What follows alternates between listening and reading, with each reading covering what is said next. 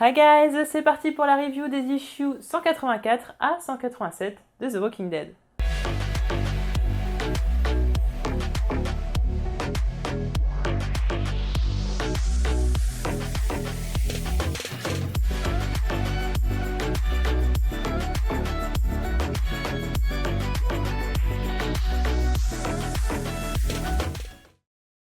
Pamela, tout juste revenue d'Alexandria, contemple le chaos qui règne dans le Commonwealth. Rick demande à Mercer ce qu'il est possible de faire pour calmer la situation. Ce dernier lui répond qu'il n'a jamais assisté à ce genre d'événement, c'est inédit. Elodie est inquiète concernant le sort qui sera réservé à Jérôme, lui qui se retrouve face aux manifestants. Michonne décide donc d'agir tout en s'assurant bien qu'Elodie fuit cette zone de conflit, mais celle-ci préfère la suivre. Effectivement, Jérôme est en mauvaise posture. Nombreux sont ceux qui tentent de le punir en lui assénant des coups pouvant lui être fatals. Michonne s'interpose donc. Elle sait qu'ils vont finir par le tuer. Une femme, elle, justifie son acte en lui expliquant qu'il a battu un homme à mort et qu'il mérite donc ce qui lui arrive. Le fait que Michonne s'interpose ne plaît guère aux assaillants à tel point que l'un d'entre eux lui porte un coup qui la met à terre. Jérôme veut alors à tout prix aider Michonne et se jette sur elle afin de prendre les coups à sa place. Mercer dégage le chemin pendant que Rick s'enquiert de l'état de santé de Michonne.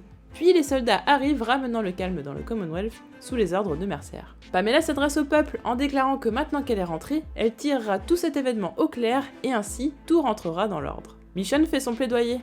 Pour elle, il s'agit d'un malentendu qui a pris des proportions démesurées amenant à une situation hors de contrôle. Elle invoque un contentieux personnel qui aurait impliqué par un malheureux hasard un soldat et qui aurait dégénéré lorsque d'autres soldats s'en sont mêlés. Il s'agit donc pour elle d'un accident.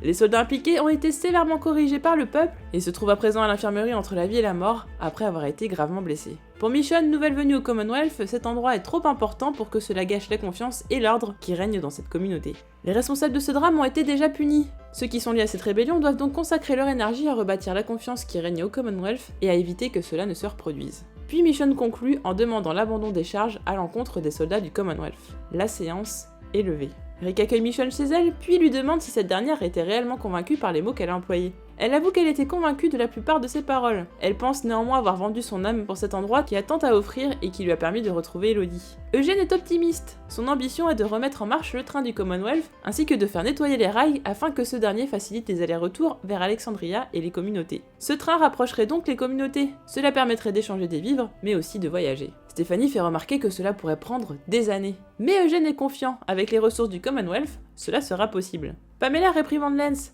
car elle ne comprend pas comment un tel conflit a pu avoir lieu pendant son absence. Soudain, celle-ci se met encore plus en colère en voyant Rick, Mercer et les autres aider le peuple à nettoyer les rues de la ville. Rick use de son humour et réussit à convaincre Pamela de mettre elle aussi la main à la pâte. Néanmoins, cela agace Sébastien qui considère qu'il y a des gens assignés à ce genre de tâches et qu'étant donné qu'il n'a pas causé ce désordre, il ne souhaite pas les aider.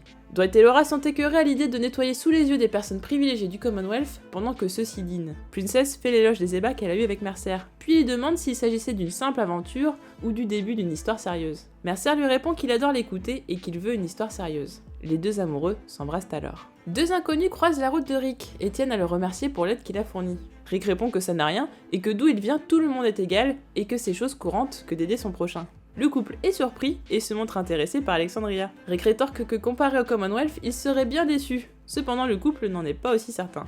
Alors que Rick rentre dans ses quartiers, Dwight l'attend dans la pénombre. Rick a alors un mauvais pressentiment.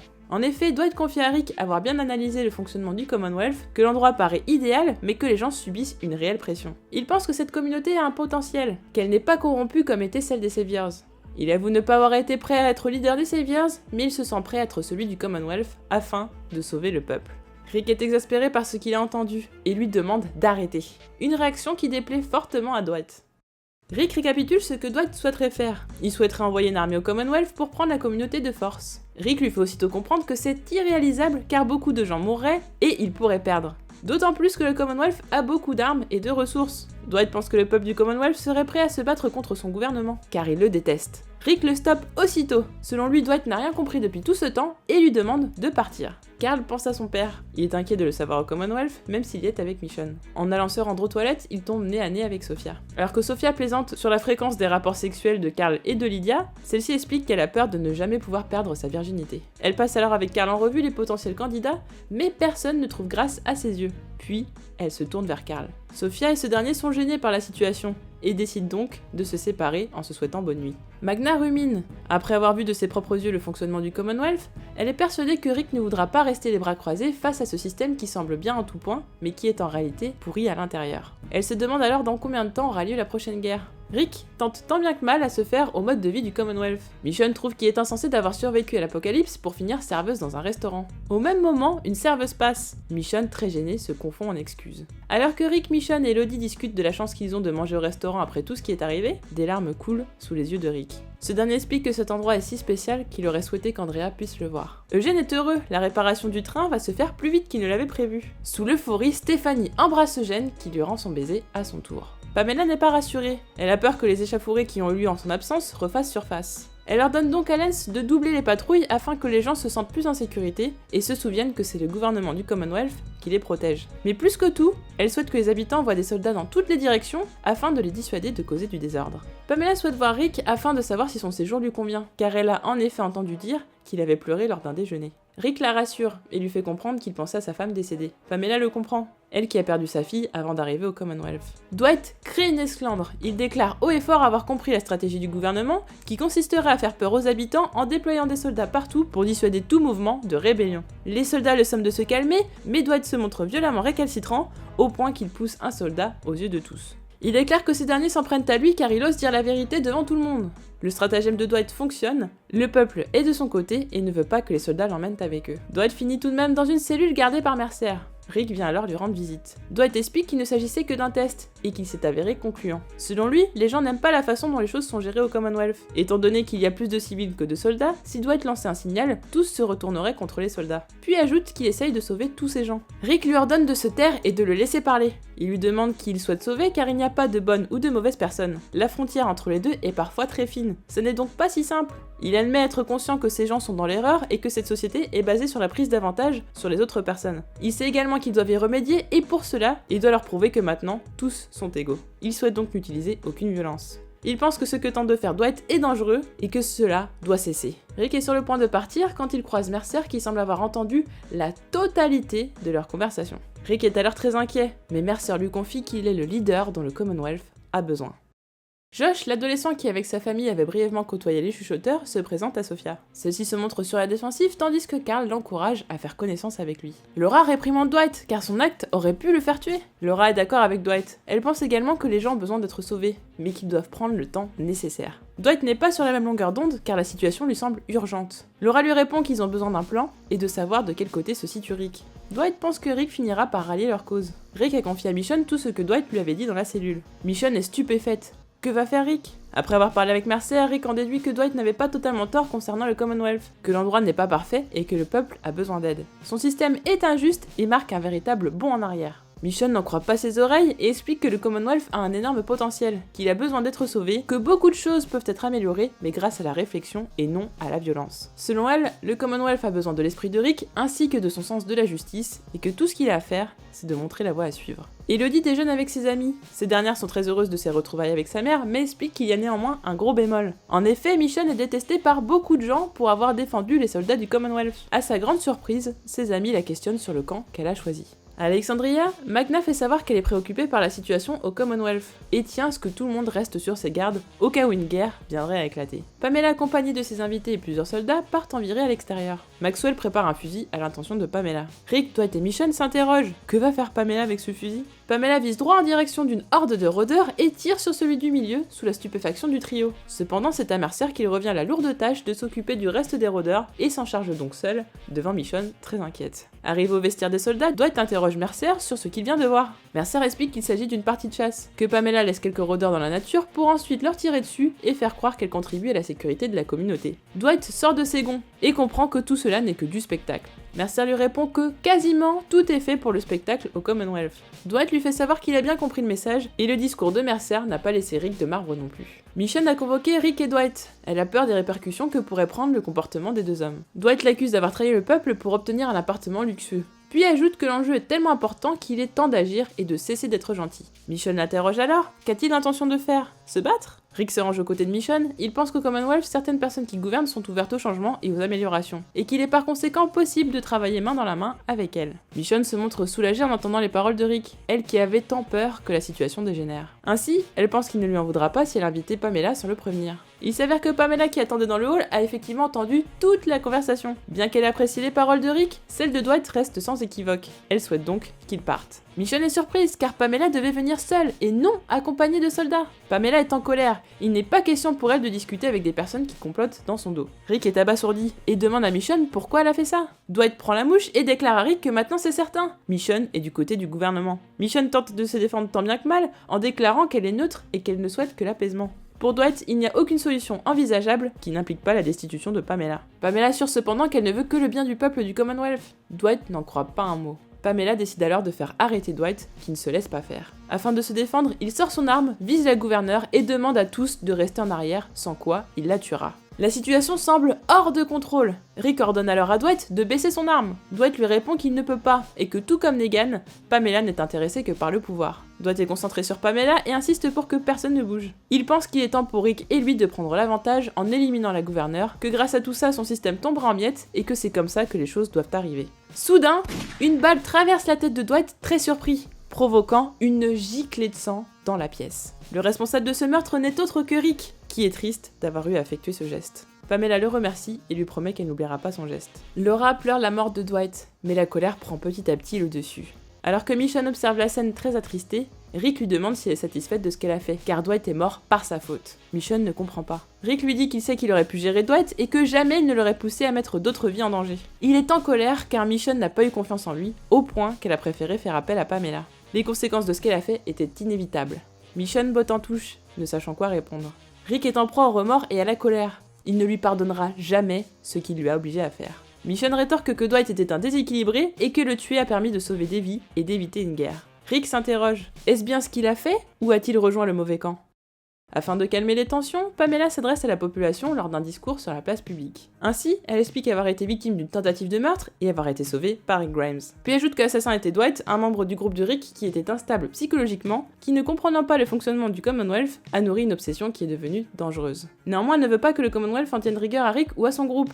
Ils sont toujours les bienvenus. Pamela annonce Rick en tant que son sauveur. Il est temps pour lui, sous les encouragements de Pamela, de prononcer quelques mots. Rick déclare être conscient des difficultés que traverse le peuple et le danger que cela représenterait une scission de la communauté en plusieurs clans. Ainsi, il promet qu'il mettra tout en œuvre pour trouver une solution pacifique. À Alexandria, Magna a convoqué Siddiq afin que ce dernier retourne au Commonwealth. Elle veut qu'il parte le plus tôt possible avec quelques personnes de la colline pour voir ce qu'il se passe là-bas, étant donné qu'elle est depuis plusieurs jours sans nouvelles de Rick. Mercer rentre chez lui et tombe nez à nez avec Princess qui est sur le départ. Mercer ne comprend pas pourquoi elle souhaite quitter le Commonwealth. Princess explique qu'elle ne se sent pas capable de rester quelque part où les choses dégénèrent. Cela est dû à son passé douloureux. En effet, lorsqu'elle était plus jeune, elle fut maltraitée par sa belle famille après que sa mère se soit remariée. Ainsi, elle a été plusieurs fois frappée et enfermée dans un placard pendant que sa mère ne s'intéressait pas au sort qui lui était réservé. Sophia vit son premier rendez-vous amoureux avec Josh sous les yeux de Carl qui est très heureux qu'elle ait trouvé quelqu'un. Lydia, très jalouse, n'apprécie pas de le voir sourire en regardant Sophia et lui demande s'il est amoureux d'elle. Carl lui répond qu'il aime Sophia d'une façon amicale et que ça n'a rien à voir avec ce qu'il ressent pour elle. Carl ajoute qu'il aime Lydia car elle connaît toutes ses facettes et ses secrets les plus sombres. Il en va de même pour lui.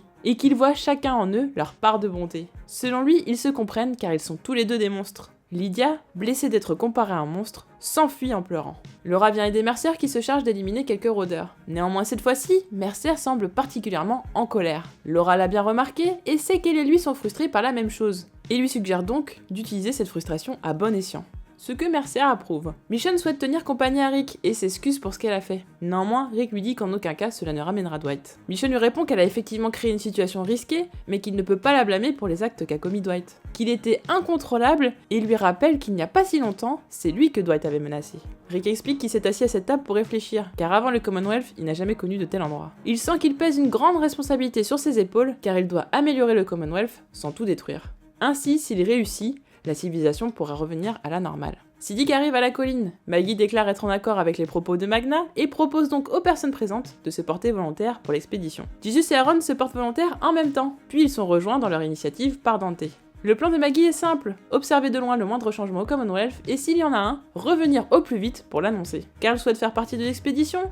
Maggie s'y oppose, mais Carl a déjà pris sa décision. Lydia est triste de le voir partir, mais Carl la rassure en lui expliquant pourquoi il l'aime tant. Mercer est épuisé, toujours autant en colère. Ainsi, il s'adresse aux soldats leur déclarant que tout le monde a passé une mauvaise journée. Puis il ajoute qu'il est impossible pour eux de se souvenir de la dernière bonne journée qu'ils ont passée. Il y a plein d'avantages à vivre au Commonwealth, Mercer en est conscient, c'est effectivement bien mieux que d'avoir à survivre à l'extérieur, néanmoins il pense que les choses pourraient mieux se passer. Il demande alors aux soldats s'ils souhaitent encore risquer leur vie pour le gouverneur ou ses amis, mais personne ne répond. Il est temps pour Mercer d'expliquer ce qu'il souhaite. Il veut renverser le gouvernement afin de le remplacer par un meilleur, rapidement et le plus pacifiquement possible. Soudain, Mercer s'interrompt. Quelqu'un vient de faire son entrée. Il s'agit de Lance qui semble avoir tout entendu. Ce dernier s'avance vers Mercer et lui annonce que la gouverneure sera très déçue de lui. Bah, ça fait plaisir de reprendre les reviews sur le comics, ça m'a beaucoup manqué. Mais cette année, j'essaie de reprendre vraiment régulièrement. Donc, la dernière fois qu'on a quitté le Commonwealth, la tension commençait vraiment à monter, on commençait à avoir des échauffourées et tout ça. Et donc là, on est arrivé à vraiment la grosse étincelle qui risque de tout faire exploser. Et au milieu de tout ça, on a Michonne qui se retrouve entre le peuple et le gouvernement du Commonwealth. C'est un peu compliqué et ouais, ce que j'aime bien, c'est qu'on joue un petit peu sur l'ambiguïté. Est-ce que finalement, Pamela, c'est quelqu'un à qui on peut faire confiance? Est-ce que Pamela, même si elle a un peu prout-prout, qu'elle aime les privilèges, qu'elle a fait quand même un système de hiérarchie, tout ça, alors que bon, normalement, comme le disait Rick, tous les gens sont censés être égaux après l'apocalypse, tout est censé être revenu à zéro, donc pourquoi elle met en place ce système? Est-ce que finalement c'est parce que c'est quelqu'un foncièrement méchant? Est-ce qu'il y a possibilité de la faire changer? Enfin, c'est un petit peu compliqué, donc on joue un petit peu là-dessus, et même Michonne est un peu perdue parce que finalement le Commonwealth lui apporte beaucoup de choses, d'ailleurs elle arrête pas de le dire, ça lui permet de récupérer Elodie, mais c'est aussi quand même un sacré confort, enfin voilà, c'est rien à voir par rapport à le nombre d'années où elle a eu justement à vivre à l'extérieur, à survivre. Donc on se rend compte que si finalement le Commonwealth est une communauté aussi grande, c'est parce que quelque part il y a quelque chose qui fonctionne, parce qu'il y a de l'ordre. Quand il n'y a pas d'ordre, justement on n'arrive pas à ce genre de choses, mais le problème c'est pas la bonne façon de faire. Michonne en est consciente, Rick en est conscient aussi, Magna en est consciente, enfin voilà, tous les personnages qui arrivent là-bas, qui arrivent d'Alexandria et des autres communautés, ont bien compris qu'il y avait quelque chose qui clochait et que effectivement les choses sont beaucoup mieux qu'avant, mais c'est quand même pas la panacée. Et on a Dwight qui arrive, Dwight qui forcément allait causer des problèmes, ça on s'en doutait fortement, déjà il y avait toutes ces histoires avec Rick, mais on s'est dit peut-être qu'au bout d'un moment il va finir par se calmer. Sauf que Dwight qui a vécu l'asservissement avec Negan n'a pas envie de retrouver ça. Quand il arrive au Commonwealth, c'est pas genre oui super on mange au restaurant, tout un tas de confort et tout, ce qu'il voit c'est que il y a des classes sociales, alors que justement comme je disais tout à l'heure, il y a l'apocalypse où apparemment c'est censé remettre tous les compteurs à zéro, et là il se retrouve dans un autre endroit que le sanctuaire où il y a effectivement des privilégiés et des pas privilégiés, des gens qui triment pour d'autres et d'autres qui prennent les autres pour des moins que rien, qu'on n'a rien à faire, et il y a des injustices. Et le problème du système du Commonwealth, c'est que c'est un système qui est injuste et qui ressemble trait pour trait à la civilisation qu'il y avait avant l'apocalypse. Donc normalement l'apocalypse aurait dû faire en sorte qu'on rebâtisse une civilisation sur quelque chose de plus sain, de neuf. On a compris justement les erreurs du passé, comment la civilisation a évolué et au final comment ça a créé justement un fossé entre les gens, ça a augmenté les inégalités, ça a augmenté l'injustice, et donc là on avait possibilité de tout remettre à zéro, de repartir sur des basses scènes, et au final à chaque fois se reproduisent les mêmes erreurs, le Commonwealth reproduit les mêmes erreurs, puisqu'on a à la tête du Commonwealth une ancienne politicienne, qui redevient donc politicienne puisqu'elle devient gouverneure du Commonwealth, donc on retrouve ce système politique, on retrouve ce système des classes, des privilégiés, des riches, des gens qui ont et des gens qui n'ont pas, et des gens qui triment pour pas grand chose, et qui vivent. Par contre, tout le monde vit quand même dans des situations plutôt décentes, mais il y a beaucoup de gens quand même qui sont malheureux, et on s'en rend compte, Mercer, c'est le symptôme même du Commonwealth, c'est-à-dire que par lui, on va sentir tout le mal-être qu'a le peuple, justement, Commonwealth, le peuple, celui qui n'est pas privilégié, Mercer qui est traité comme un chien, Mercer, allez, faut aller tuer les rôdeurs, Mercer, faut faire ceci, Mercer, faut faire cela, avec plus ou moins derrière de reconnaissance, plutôt moins que plus d'ailleurs, qui est très clairement considéré comme un chien, alors que c'est quand même lui qui est en partie responsable justement de la protection du Commonwealth, c'est que grâce à lui, si les gens peuvent se sentir en sécurité, et si certains peuvent se permettre d'avoir des privilèges, c'est grâce à des gens comme lui, c'est grâce aux soldats, que tous ces gens peuvent se permettre d'avoir tout ce qu'ils veulent. Et donc Dwight a bien compris ça très très vite, et on voit que Rick n'a pas trop envie de l'admettre, mais il est d'accord avec ce que dit Dwight. La seule différence entre ces deux personnages, d'ailleurs avec Michonne, c'est pas qu'elle a rien envie de changer, c'est-à-dire qu'en fait on lui a donné tellement avec Elodie qu'elle a peur qu'on lui reprenne ça, qu'on lui reprenne sa vie, enfin voilà, elle a trouvé quand même un cadre quand même stable, elle a un bon travail, elle a un bel appartement, elle a Elodie, ça n'empêche pas qu'elle oublie pas qui elle a été avant et tout ce qu'elle a traversé, mais c'est vrai que je pense que le Commonwealth lui a tellement donné que c'est difficile après d'essayer de modifier quoi que ce soit, même si, comme elle le dit par la suite, il faut quand même changer les choses, il y a quand même des choses qui vont pas. D'ailleurs, il y a quand même un sacré dilemme par rapport au fait, quand elle va justement défendre les soldats du Commonwealth, et notamment Jérôme, c'est de dire, bah ouais, mais enfin, ils ont quand même tabassé quelqu'un à mort, et en même temps, c'était techniquement un accident. Et d'ailleurs, j'aime bien parce que Rick va lui demander, est-ce que tu croyais vraiment, est-ce que t'étais vraiment convaincu des mots que t'as utilisés? Et elle lui dit, mais j'ai l'impression quand même d'avoir vendu mon âme pour tout ça, quoi. Elle s'en rend compte quand même qu'il y a une espèce de dilemme moral, mais en même temps, par rapport à Rick et Dwight, c'est quand même celle qui est la plus mesurée. Après, on a Rick qui, lui, veut changer les choses, mais il veut changer les choses à sa façon. Il veut plus de violence, il est fatigué de la violence. Enfin, je veux dire, voilà, ça fait des années qu'il y a eu des conflits. Les conflits se répètent à chaque fois. Il trouve un endroit, des gens viennent les attaquer, il faut qu'ils répliquent, et ça crée des guerres, et ça crée des morts, et ça n'en finit pas, puisqu'après, ce sont d'autres, et d'autres, et d'autres. Et là, comme on est dans une communauté qui est quand même plutôt grosse, il y a quand même peu de chances qu'ils se fassent attaquer. Il y a quand même une possibilité que les choses perdurent, et que le Commonwealth serait la meilleure base solide pour justement créer une vraie civilisation qui perdure et qui deviendrait donc pérenne. Donc il pense pouvoir être utile au Commonwealth. Et à côté on a Dwight qui trouve que les choses ne vont pas assez vite pour rentrer dedans, faut y aller avec la violence s'il faut, quitte à prendre une armée et l'amener au Commonwealth, alors que bon, il y a quand même ces 50 000 personnes au Commonwealth, donc enfin les soldats je sais pas combien ils sont, mais bon, de toute façon ils ont pas assez de gens pour faire face, ils ont des ressources énormes, mais de toute façon même Rick le dit, c'est complètement incohérent ce que tu dis, c'est complètement insensé parce que c'est pas possible, on pourra jamais gagner, puis en plus il y aurait des morts. Est-ce qu'on répète encore les mêmes erreurs? Est-ce qu'au final t'as rien compris? Et c'est un peu ça, c'est que Dwight est trop rentre dedans, et c'est ça le problème, il trouve la situation urgente alors que techniquement ils peuvent quand même un peu prendre leur temps, entre guillemets, mais ils peuvent prendre le temps de faire les choses bien, de mettre en place un plan, et par la suite même Rick se rend compte que d'ailleurs c'est un peu bizarre parce que par rapport à Pamela, comme je disais, il y a cette ambiguïté, est-ce que finalement, est-ce qu'elle fait les choses sciemment vraiment de ce système de classe et du coup elle le fait parce que ça l'intéresse elle, ou est-ce que c'est parce qu'elle pense que c'est la meilleure façon de faire fonctionner les choses et qu'elle n'a pas connu d'autres façons de faire fonctionner les choses? Et dans ces cas-là, Rick c'est la personne qui est censée montrer à Pamela qu'il y a une autre façon de faire les choses, qu'effectivement ils peuvent bâtir une civilisation sur le principe de l'égalité, c'est-à-dire que tout le monde soit égal, il n'y a pas besoin de tes classes ou autres, on peut avoir de l'ordre avec de l'égalité. Alors je sais pas comment il va montrer ça parce que même moi j'ai envie de savoir, mais je trouve ça assez intéressant. Donc Rick, et peu importe où il va d'ailleurs, donc peu importe les communautés, c'est quelqu'un qui est extrêmement respecté, peu importe où il va en fait il a toujours raison, c'est assez bizarre, mais il se remet quand même en question en se disant faut pas que je fasse n'importe quoi, s'ils ont quand même réussi à en arriver là sans moi d'ailleurs, moi j'arrive et tout, je peux améliorer les choses mais faut pas que je fasse n'importe quoi sinon je risque de tout détruire. Et à ce propos là, Dwight était très dangereux parce que lui il voulait aller à la confrontation, il voulait aller à une rébellion, à la guerre civile, donc ce qui était très très dangereux, ce qui était pas du tout dans l'optique de Rick. Et donc quand Dwight se met à menacer Pamela, surtout bon après le stratagème de Michonne, et là je suis totalement d'accord avec Rick, Michonne a totalement fait n'importe quoi, enfin je veux dire c'est son amie depuis très longtemps, pourquoi elle l'a fait venir? Enfin, en plus elle la connaît pas depuis si longtemps, comment elle peut avoir confiance en fait qu'elle va venir sans les soldats? Donc il a raison là-dessus, c'est qu'elle est totalement responsable de la mort, enfin du fait que Rick ait eu à tuer Dwight. Néanmoins, effectivement comme Michonne le dit,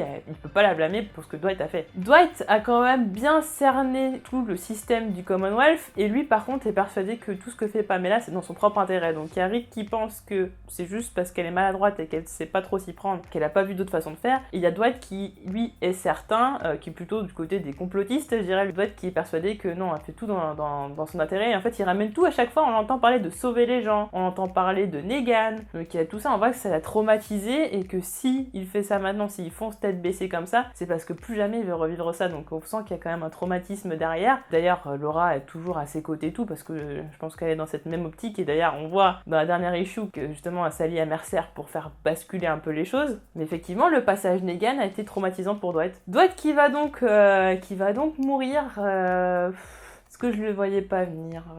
Enfin, pas tout de suite. Je le voyais venir, mais pas tout de suite, quoi. Enfin, dans une guerre, un truc comme ça. Enfin, s'il y avait une guerre Commonwealth, je l'aurais vu mourir dedans, mais pas comme ça, quoi. C'était surprenant, donc du coup, déçu, forcément. Déçu parce que, déjà, j'étais déçu quand il s'est mis contre Rick. Après, je me suis dit, bah, j'avais de l'espoir, parce que je me dis, bon, il part avec Rick au Commonwealth et tout, c'est cool. Il va y avoir plein d'histoires. Au final, il y a plein d'histoires, mais il meurt. Je sais pas. je sais plus quoi dire. Enfin voilà, c'est un personnage que j'aimais beaucoup. Ça va encore parce que Michonne prend beaucoup d'ampleur et tout, on la retrouve pas mal. C'est vraiment Rick et Michonne sur ces issues, Rick, Michonne et Pamela. Donc du coup ça passe. S'il y avait pas eu Rick et Michonne qui étaient redevenus aussi importants qu'avant, enfin même Michonne est même plus importante qu'avant en ce moment, j'aurais badé quoi. Je veux dire, c'est pas possible. Et du coup Dwight c'était un petit peu le personnage problématique, il était imprévisible et donc du coup je l'aimais bien. Et puis même le fond du personnage, je le trouvais pas méchant. Il était pas méchant intérieurement, mais voilà, il était trop un électron libre. Bah, il était pas dégénéré parce qu'il était quand même clairvoyant sur pas mal de trucs, mais il était imprévisible et c'était cool. Du coup, mon espoir va totalement dans Mercer. Mercer qui, on voit, c'est vraiment la personne qui ronge son frein un maximum, il prend dans la tronche et il dit rien jusqu'au moment où ça pète. Il a juste fallu cette histoire avec Dwight et qu'ensuite Laura vienne le voir pour qu'au final les choses pètent et qu'il s'adresse à tous les soldats. C'est-à-dire qu'avant, il était quand même question du peuple qui se rebelle contre les soldats et donc le gouvernement, mais maintenant, même le gouvernement ne peut pas compter sur ses propres soldats. Donc les élites, quand elles n'ont pas à leur côté le peuple et l'armée, bah en fait il y a qui pour les protéger? Enfin il y a plus personne en fait, c'est juste eux et leurs privilèges, enfin voilà, ils font comment en fait, c'est plus possible. Donc il y a plus de rempart en fait maintenant entre le peuple et le gouvernement, ce qui donc peut effectivement faire basculer les choses. Mais par contre, Mercer quand même tient à dire qu'il veut effectivement destituer Pamela et donc le gouvernement, etc. Enfin, toute cette bande voilà, de privilégiés qui s'en fichent d'eux, qui les traitent comme des moins que rien, parce que de toute façon ils triment pour rien à chaque fois et ils n'ont rien à faire, les élites. Mais il veut quand même que ça se passe pacifiquement. Ce n'est pas une question de prendre le pouvoir par la force, mais c'est de faire un coup d'état, mais que ça se passe avec le moins de sang versé possible. C'est pas de faire une guerre civile ou quoi que ce soit, de bousculer tout l'environnement du Commonwealth, c'est de faire un coup d'état, enlever le gouvernement et en mettre un meilleur qui lui vraiment pourra répondre à leurs attentes, qui détruira ce système de classe, qui mettra en place plus de justice, plus d'égalité. Alors c'est marrant parce que du coup le coup du Commonwealth ça me fait en vrai, je sais pas si vous avez pensé mais moi j'ai pensé juste à la dernière issue, je sais pas pourquoi j'ai pas pensé avant, ça me fait penser en fait aux gilets jaunes en France en fait, je me dis c'est le même délire en fait, c'est ça, c'est le peuple contre les élites, c'est trop le même truc, je sais même pas comment niveau synchro c'est possible en fait, c'est trop ça, c'est trop ça. Du coup, c'est encore plus parlant parce que nous on vit ça et je trouve c'est assez dingue. Et donc ouais, ça peut dégénérer. Donc là, à la fin, effectivement, Lance arrive et prend sur le fait Mercer. Par contre, Kirkman, je sais pas s'il a beaucoup d'inspiration, mais en ce moment, à chaque fin d'issue, il y a toujours un mec, ou une nana d'ailleurs, qui va surprendre la discussion de quelqu'un d'autre en fait. C'est qu'un truc de quiproquo, de quelqu'un qui prend quelqu'un sur le fait. Je sais pas pourquoi c'est toujours la même chose, peut-être falloir un petit peu varier. En tout cas, vu la couverture des prochaines issues, la guerre civile semble totalement inévitable. Se pose donc la question, qu'est-ce qui va arriver à Mercer, sachant que Lance arrive avec 2 soldats derrière. Est-ce que les 2 soldats sont avec lui ou est-ce que les 2 soldats sont avec Mercer, sachant que je suppose qu'ils ont quand même beaucoup plus de respect pour Mercer qu'ils en ont pour Lance, qui est le véritable trou-duc du Commonwealth, très clairement. Donc je m'attends à ce que les 2 soldats se retournent contre Lance, quitte à peut-être l'enfermer ou je ne sais quoi, et qu'il y ait vraiment une rébellion des soldats contre les élites. Et du coup on va voir Rick et Michonne qui vont se retrouver là-dedans. Rick qui a sauvé la vie de Pamela, en plus Pamela qui le fait passer pour le sauveur, et c'est intéressant parce que en le faisant passer pour le sauveur, elle lui donne quand même une place qui est très importante, alors que tout le monde attend que Rick puisse être le leader du Commonwealth parce que c'est celui qui a les valeurs les plus intéressantes. D'ailleurs, on a même un couple dans la rue qui va les croiser, et lui il dit oui, de là où je viens, tous les gens sont égaux et tout ça, et puis les gens sont super intéressés, ils disent mais moi j'ai envie de vivre dans un endroit comme ça. Donc on sent que le peuple, Mercer et tout, donc le peuple et les soldats verraient bien Rick en chef. Et Rick commence de plus en plus à apprécier Pamela. Je me demande même s'il n'y a pas des sentiments naissants, parce qu'ils ont quand même pas mal de points communs. Ils se respectent beaucoup, espèce de petite ambiguïté, de petite taquinerie, tout. Donc il y a un courant qui passe bien. Et du coup, je pense que c'est aussi pour ça d'ailleurs que Rick a sauvé la vie de Pamela en tuant Dwight. Mais Rick va donc être entre les deux, entre je deviens chef, mais qu'est-ce qui va arriver à Pamela? Et Pamela, je l'apprécie et je pense pouvoir travailler avec elle. Il pense vraiment que Pamela, elle, est ouverte au changement, qui peut lui apporter quelque chose et qu'elle voudra de son aide, donc ça risque d'être assez compliqué. En tout cas, j'étais soulagée de voir que Rick était quand même très triste de ce qu'il a fait à Dwight, parce que s'il avait tué de sang-froid et qu'il s'en fichait, j'aurais fait non, quand même pas. C'était très triste de voir Dwight mourir, comme je disais, j'aimais beaucoup. Et du coup, il y avait ce truc avec Rick était toujours obligé de le reprendre, et limite à la fin, je trouvais ça rigolo à chaque fois qu'il était toujours obligé de le reprendre. Dans la scène, il est chez lui dans le noir, enfin ça fait très scène de film d'horreur, et ça fait le mec, il est complètement barré, quoi, il attend chez lui dans le noir. Genre Rick, c'est qu'est-ce que tu fous encore? Qu'est-ce que tu vas faire encore? C'est pas possible. possible. Enfin, chaque fois tu fais un truc, tu peux pas te tenir tranquille. Mais je trouvais ça marrant à force, donc bon, c'est un peu dommage que ça s'arrête. Et il faut voir jusqu'où Laura va aller, vu qu'elle est très très triste. Elle n'a d'ailleurs plus rien à perdre, donc elle peut aussi être imprévisible. En plus, elle est aux côtés de Mercer, il peut se passer tout un tas de choses. En tout cas, le groupe envoyé par Magna va donc aller voir ce qui se passe au Commonwealth. Apparemment, ils vont tomber sur Princess, d'après la couverture de la prochaine issue, donc ça risque d'être assez intéressant. Les autres personnages qui, eux, sont au Commonwealth ont maintenant des attaches. Du coup, Princess avec Mercer. On a Eugène qui avait quand même Stéphanie, Rick avec Pamela, Michonne avec Elodie, donc chacun a des attaches, donc a plus trop non plus énormément de raisons de revenir. D'ailleurs, j'ai oublié d'en parler, mais le fait qu'Eugène répare le train pour aller aux communautés, faire des allers-retours avec les vivres et tout, ça va énormément agrandir l'univers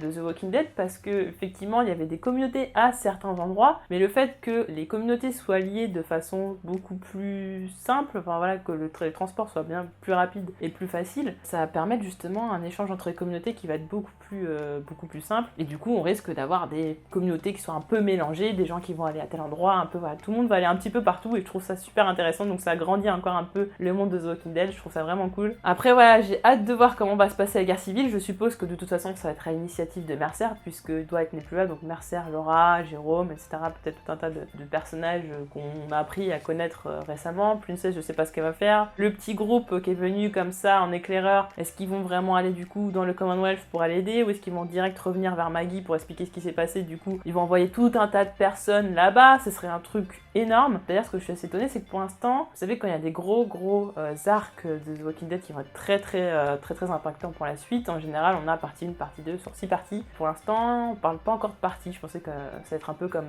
Whisperer War ou la guerre contre Negan, All Out War. Je pensais qu'on allait avoir ça. Pour l'instant, on l'a pas encore. Donc ça veut dire que le gros du conflit, il est peut-être pas encore là. Et peut-être que le gros du conflit va arriver peut-être dans quelques mois, et que même l'issue 189, c'est juste le début, la petite étincelle, tout début de la guerre civile. Il va falloir peut-être encore attendre un petit peu pour des gros conflits, je sais pas. Mais en tout cas, j'ai hâte. Là, ça bouge un petit peu parce que c'était bien la présentation du Commonwealth et tout ça, c'était cool. Enfin, la présentation du Commonwealth, on s'attardait surtout sur Pamela et puis un petit peu Mercer. Mais là, j'aime bien ce côté dilemme et tout, dilemme moral pour Rick et pour Michonne. J'aime bien qu'on les a mis vraiment au centre du comics. Il était temps, Rick me manquait beaucoup. Évidemment, je suis déçue pour Dwight, mais en tout cas, ça augure des choses super intéressantes. Voilà, j'ai hâte de voir la tournure des choses. N'hésitez pas à me dire ce que vous avez pensé de ces 4 issues, vos théories pour les prochaines, qu'est-ce qui va se passer, est-ce que ça va être le total chaos? Alors, ce sera le total chaos, mais qui risque d'avoir peut-être des personnages qu'on aime qui vont mourir. Est-ce que ça va détruire tout un tas de choses, tout un tas d'espoir? Je ne sais pas. N'hésitez pas à me dire tout cela, et on se retrouve très vite pour d'autres vidéos. Salut!